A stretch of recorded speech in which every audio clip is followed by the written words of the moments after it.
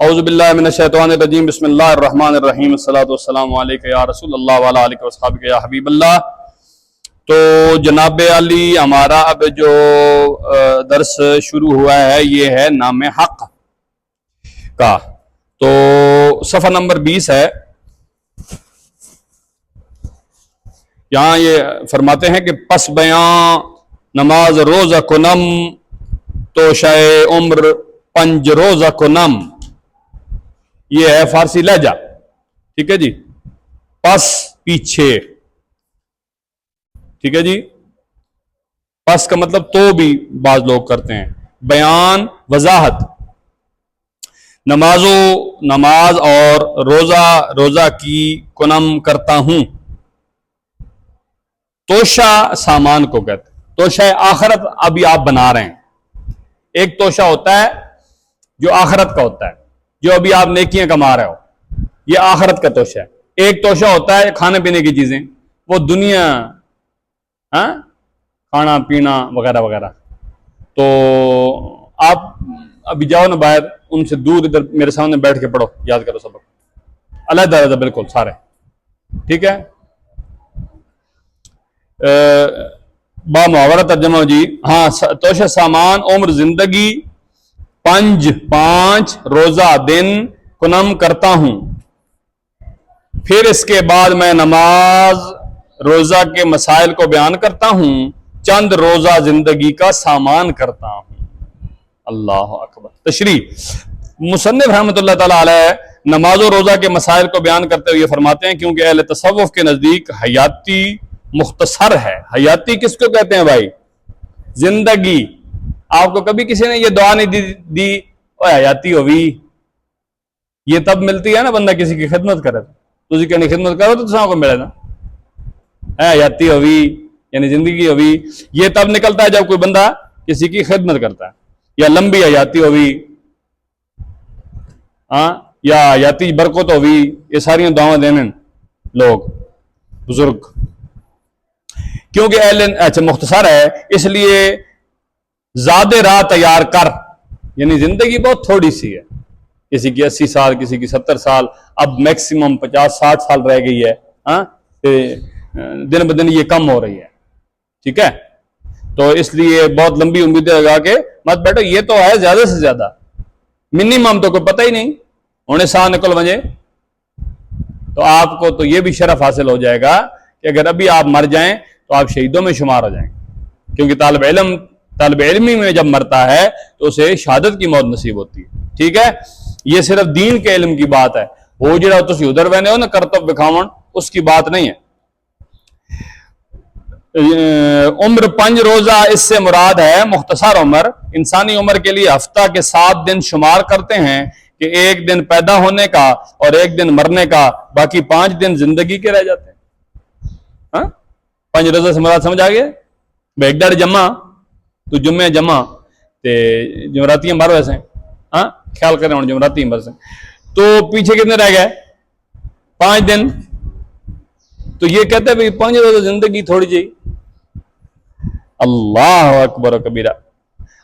آبدست نماز باید کرد، دل مقام نیاز باید کرد۔ آب کہتے ہیں پانی کو، دست کہتے ہیں ہاتھ کو، وضو کو بھی ہاتھ وہ کہتے ہیں دھونے کو، یعنی نماز ہو گئی، باید چاہیے، کرد کرنا، دل ہو گیا، مقام ہو گیا، نیاز عاجزی ہو گئی، باید کرد بنانا چاہیے۔ کہتا ہے نماز کے لیے وضو کرنا چاہیے۔ آب دست سے مراد ویسے تو اس کا معنی ہوتا ہے ہاتھ۔ اس کی مثال میں آپ کو کون سی دوں؟ دست قدرت کا ہاتھ۔ تو ادھر یہ مراد کیا ہے؟ وضو۔ نماز کے لیے وضو کرنا چاہیے اور دل کو عاجزی کا مقام بنانا چاہیے، غرور نہیں کرنا چاہیے، تکبر نہیں کرنا چاہیے۔ کئی لوگ یہ سمجھتے ہیں کہ کوئی علم والا بندہ علم کی بات کر رہا ہے اور کہہ رہا ہے کہ کسی کو کوئی پتہ نہیں ہے، سب جاہل ہیں، تو یہ بہت مغرور ہے بھائی۔ لوگ سمجھتے ہیں، مغرور یہ نہیں ہوتا۔ غرور یہ ہوتا ہے کہ اس بندے کے اندر عاجزی نہ ہو، کسی بندے کو کچھ بندہ نہ سمجھے، کسی کی تحقیر کرے۔ سمجھ رہے بات آپ؟ تحقیر کرنا بہت بری بات ہے. کسی کی اندر کو خرابی ہے وہ اس کی وضاحت کرتا ہے تو بالکل درست بات ہے. ٹھیک ہے. تحقیر یہ ہوتی ہے کہ کوئی عالم دین آ گیا, ایک بندہ بیٹھا ہوا ہے, صرف اس کے پاس 4 ٹکے ہیں تو وہ ادھر ہی ٹنگ چاڑ کے ٹھڑا ہے جو کہتے ہیں بول سے بھائیو. اب یہ غرور ہے. تو غرور کے ساتھ غرور کرنا صدقہ ہے. حضور نے فرمایا صلی اللہ علیہ وسلم, غرور ایک بندہ کر رہا ہے, آپ اس کے مقابلے میں غرور کرتے ہو بھائی تم, اب یہ صدقہ ہے. یہ کیوں کیا گیا؟ تاکہ غرور والوں کے سامنے عاجزی کرنا تو بالکل ہی ایسا ہے جیسے اپنے آپ کو اس کے سامنے پیش کر دینا. تو وہ اگر اس طرح کہتا ہے تو تسی یہ جو کہو. ہاں, کوئی بزرگ آتے ہیں تو ان کے وہ پہلے ہی عاجز ہوں گے, پھر آپ اور عاجز ہو جاؤ, جھک کے ملو, ہاں تو پھر وہ ٹھیک ہے. لیکن غرور جو یہ دنیا دار لوگ ہوتے ہیں نا, یہ بہت تحقیر کی نگاہ سے دیکھتے ہیں دینداروں کو, کیونکہ یہ فطرت ہے کہ فطرت کو پسند کرتی ہے. برا بندہ برے کو, اچھے کو پسند کرتا ہے, پڑھا لکھا پڑھ لکھے کو, ان پڑھ کو پسند کرتا ہے, داندی دانداں. ورلڈ کپ ہو رہے ہیں, دانداں ورلڈ کپ شروع ہو گئے, کہڑے پاس چلو جانا. کہتا ہے جی تشریح, نماز تمام عبادتوں سے افضل اور محبوب ترین عبادت ہے. اس کے لیے وضو کرنا چاہیے. نیز نماز کو عاجزی و انکساری اور خشوع و خضوع کے ساتھ ادا کرنا چاہیے. ہاں, یہ نہیں جی سرو ننگا آن کے مسیدی ٹیک لا کے اجرا وہ, یہ بالکل درست بات نہیں. روز محشر کے جاں گداز بود, یہ شعر مجھے بچپن سے یاد ہے. یہ ادھر کمرہ نمبر 3 کے اوپر لکھا ہوا تھا. روز محشر کے جاں گداز بود, اولی پرسش نماز بود. یعنی روز محشر کس کو کہتے ہیں؟ قیامت والا دن. یہ جو سوال ہوتے ہیں نا قبر میں, وہاں نماز کے بارے میں پہلے سوال نہیں ہوگا. جب قیامت والے دن سوال ہوں گے, اس دن نماز کے بارے میں پہلا سوال ہوگا. قبر میں پہلا سوال اللہ کے بارے میں, پھر رسول اللہ کے بارے میں, پھر نہیں پہلا اللہ کے بارے میں, دوسرا اسلام کے بارے میں, تیسرا حضور کے بارے میں. ان سے پاس ہوگا تو نماز کا پوچھا جائے گا. یہ جو لوگ بہت کہتے ہیں نا پہلا سوال ہی نمازہ نہ وے, انہاں تو سیدھا سے کرو پہلا سوال عقیدے نہ وے. عقیدہ درست ہوگا پھر نماز کی باری آ جائے گی. پھر بالکل درست بات ہے کہ وہاں نماز کے ہی بارے میں سوال ہوگا. تو کہتا ہے کہ روز کا مطلب دن محشر اکٹھا ہونے کا, کہ جو کہ جاں گداز جان پگلانے والا, اتنی شدید گرمی, سوا نیزے پہ سورج, پیتل کی زمین, بود ہوگا. اولی سب سے پہلی پرسش پوچھ گچھ, نماز ہو گئی اور بود ہوگی. کہتا ہے قیامت کے دن جب جان پگل رہی ہوگی سب سے پہلے نماز کے بارے میں پوچھا جائے گا.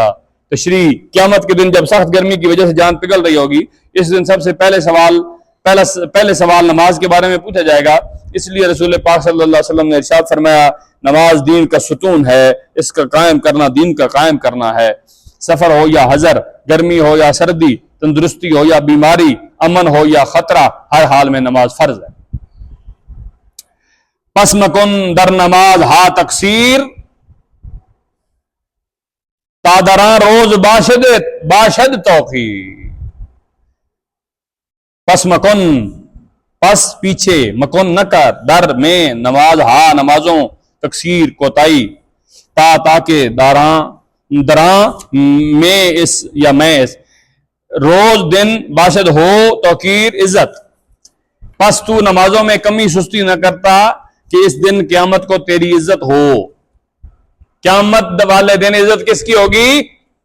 نمازیوں کی, متقی لوگوں کی, پرہیزگاروں کی.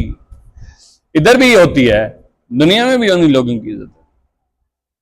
تشریح, نمازوں کے ادا کرنے میں سستی اور کوتاہی نہ کر, کیونکہ اگر تو نمازوں میں سستی اور کوتاہی کرے گا تو قیامت کے دن جب تیرے سے نماز کے متعلق سوال ہوگا تو بے توقیر ہو جائے گا.